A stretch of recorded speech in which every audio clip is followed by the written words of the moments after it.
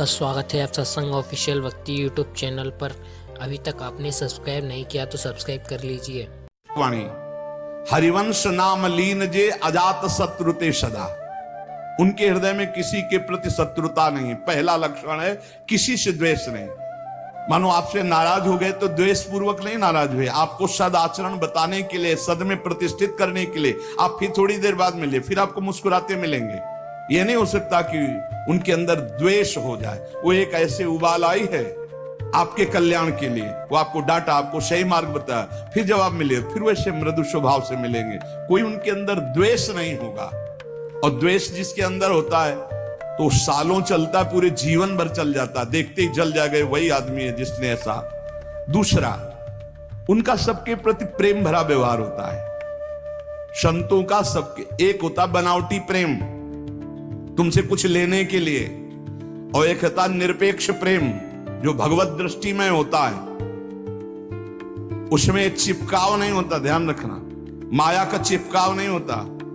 उसमें मीठे वचन चाटुकारिता नहीं होती जिसको आप समझते हो कि सांसारिक प्यार नहीं होता। उनमें निरपेक्षता होती है और भगवत भाव वाला प्यार होता है। तीसरा, उनके अंदर भेदभाव नहीं होता अपना पराये का। पर आप पीछे सुन चुके हैं, विशेष प्रियता, विशेष श्रद्धा, विशेष समर्पण वाले के प्रति दिखाई देगी।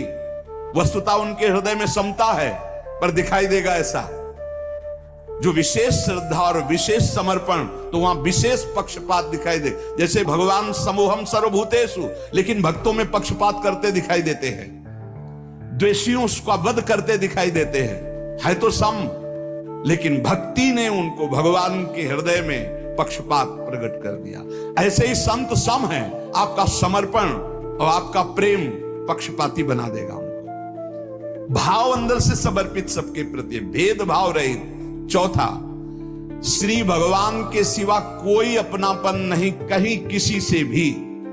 ये संत की पहचान, भगवान के सिवा किसी से अपनापन नहीं। ये अपने हैं, ये शब्द नहीं। मेरे तो गिरधर गोपाल, दूसरों न कोई। संत की स्थिति में, आंतरिक स्थिति में केवल भगवान, और वही सब रूपों में है, इसलिए सबसे प्यार। शरीर मन वाणी में कहीं भी अहंकार नहीं, न शरीर में, न मन में, न वाणी में। सुख दुख में जिनकी बुद्धि स्थिर रहती है वो संत हैं।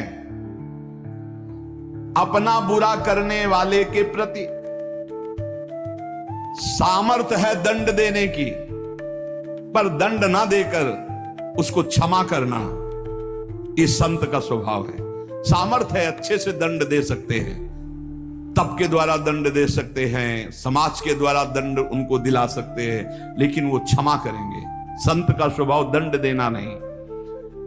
अनुकूल और प्रतिकूल वस्तु या परिस्थिति या व्यक्ति या स्थिति में बराबर संतुष्ट रहना।